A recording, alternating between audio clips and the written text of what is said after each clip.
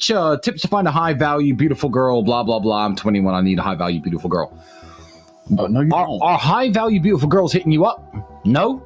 Then you've done something wrong. Or no, not even you haven't done something wrong. You haven't done anything. You haven't done anything wrong. Yeah. But you haven't done anything. As a man, you have to build yourself up. And when you build yourself up to a certain level, you can find the girl who you want. The girl with the low body count who's beautiful and smart and wants to marry and wants to have kids. You can find her.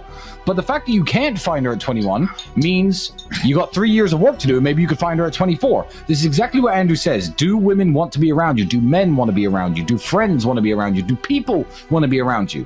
The fact that you think you have to go out and search for these people is a bad attitude. I'm completely against chasing women in general, but particularly in your 20s. You should be just giving your 20s up to everything you can do to be better. And then women are just going to see that and jump in front of you. I did waste a lot of time in my 20s chasing women, but I also put a lot of work in. Yeah. I put a lot of work in. But I would almost argue that those women came to you. They saw you and they're like, yeah, that guy. Because they saw you training, they saw you getting better. I will confirm one thing to the world, and that is there are truly, as much as we complain about society, there are truly unlimited good women out there. Yep. Unlimited. Anyone who's complaining, saying women are trash, they are just they are showing their own inadequacy. Yep. Because women are a reflection of men. They're a fantastic mirror. A woman will be fantastic for a fantastic man, and she'll be terrible to a terrible man. And I can say, same woman. The same woman can be a different person for the man she's with. And I can sit here and say that when you truly have your stuff in order, the amount of good-hearted women out there is nearly unlimited. If you're suffering to find a good woman who truly cares about you and is going to be loyal to you and take care of you and respect you, then that is your problem and your fault. Because if you were anyone else, let's say you were me, you would have thousands begging. And this is the reality. They have a choice. So I don't know who you are. I don't know what you look like, but I guarantee if a picture of you were to appear on the screen right now, it would all be very obvious as to why you can't find no pussy. I'd look at you and go, okay, because you're a geek. When you hear me when I'm 25, 26, talk about, oh, I did this, I slept with that girl, I went here to this party, I slept with this celebrity, and I thought it was cool.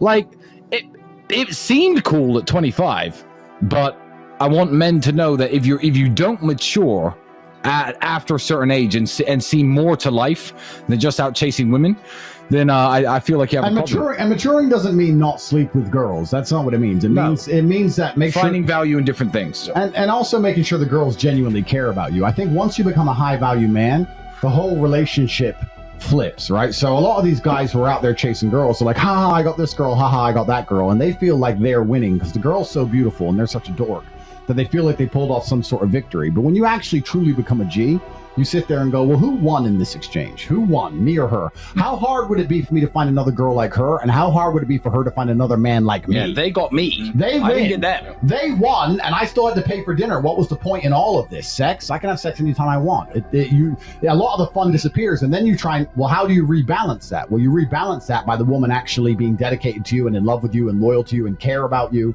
I mean, I'll tell you now, when I was in jail, the women who wrote me letters absolutely every day, those are the ones I wanted to see. Those are the women I respect a lot more than a girl who's just hot and was like, oh, how was jail? Okay, so, hey, are you okay now? Can I come over?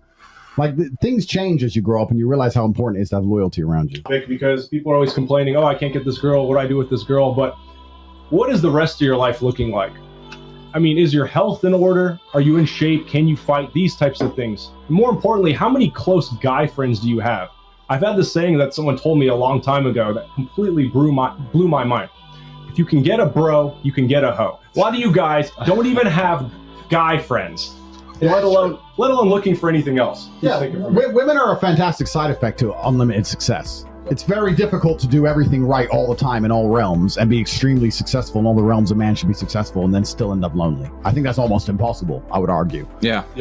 It's basically extremely successful in all the realms a man should be successful and then still end up lonely. I think that's almost impossible, I would argue. Yeah. It's basically almost impossible. Like, I have to try very hard to Aikido chicks away from me. It's not the opposite. And you also have to understand, man, I say this to people all the time and people laugh when I say it. I say, if you're watching this podcast as a man, when this finishes, when you've done the push-ups Tiggs told you to do, go look in the mirror and ask yourself a very simple question. If I was a girl, would I sleep with me? And the answer is probably no. Whose fault is that? Because she has all the choices in the world. She can choose anybody she wants. Why would she choose you? Are you really that funny and interesting and unique? Are your life stories really that cool? Tell me something you've done that no other man's ever done. Tell me something about you that's genuinely unique. And this is where a lot of my message gets confused, and especially MSM and everyone who attacks me and all this garbage. I've been told like I talk quite pessimistically, but I try and explain to men, if you want to stand out, if you want to be different, if you want to be the kind of man who can talk about himself in a way and be discussed by females in a way that other men can't be discussed, you need to go through some bullshit. You're never going to become interesting and unique and the kind of man that can't be replicated through all the happy things in your life. You can't just go to the fucking circus and eat popcorn and come out and be a G.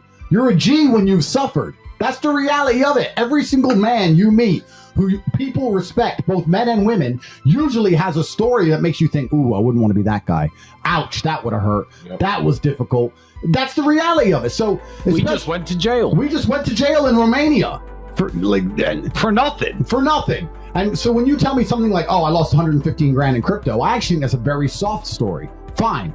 But what have you at least learned from that? Can you at least tell the story in a compendious and interesting way? Can you even sit down and tell somebody that story in a way which is engaging enough for them to listen to you? Do you at least have a joke out of it? Most men can't even tell a story in a funny way, bro. Something will happen to them. They can't even repeat it in a way they don't want to listen to. What was the point of losing your money if you can't even tell anybody around the fucking table with some drinks and be fun about it? So what's the lessons here? You're boring. You can't talk. You're a dork. Those are the first 3 lessons you need to fix. Next is, why is that all the money you got? You're broke. How did it happen? You're stupid. You have a whole bunch of lessons you need to internalize, and that event could be the best event that ever happened to you to change you as a man to become the kind of person who doesn't give a shit about $115,000. You know, the best way to fix that story is to come back with the story of how you fixed it and made twice the money back. 100%. 100%. You agree with everything we say, and you understand that the key to your life is to find brothers who you know are going to agree with your mindset and are going to help you and you can rely on and aren't going to snake you and be good men, and you're going to combine your powers as a team and you're going to try your very best to conquer the world. What would you say are the most important things when it comes to finding other men that you can negotiate with and work with and conquer the world with? And how do you think those relationships would work overall? I'll chime in real quick. A lot of people are looking, and a lot of people feel like they're entitled to good friendship and entitled to respect. You have to first become a person that's admirable, a person that's respectable first. For instance, one example we gave you is get your ass in the gym. Become a man that's working towards something, that's disciplined enough. Because as another man, if I see that, I'm like, oh, this man is disciplined. That means I could rely on him to follow through with something. It's really interesting you said that. You know what? That's the best answer I've No, but ever it's really interesting you said that, because it's actually almost instant for any man out there. If you want to find friends which are hardworking and dedicated and motivated, and you want to respect them, and you want them to respect you back, go into a fight gym and learn how to fight for real.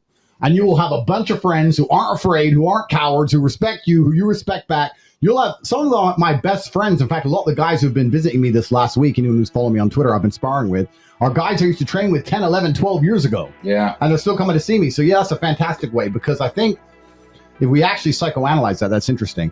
When men go through shared experiences, I think that's how we bond, especially if it's shared hardship. It doesn't matter if it's a football team, winning a game, losing a game, going to war, your army buddies, going to fight, your fight buddies. We have to have some kind of shared hardship to bond with. And I think that's very important. So if you're the kind of guy who avoids hardship or avoids challenges or tasks, you're going to struggle to find any kind of friends worth having.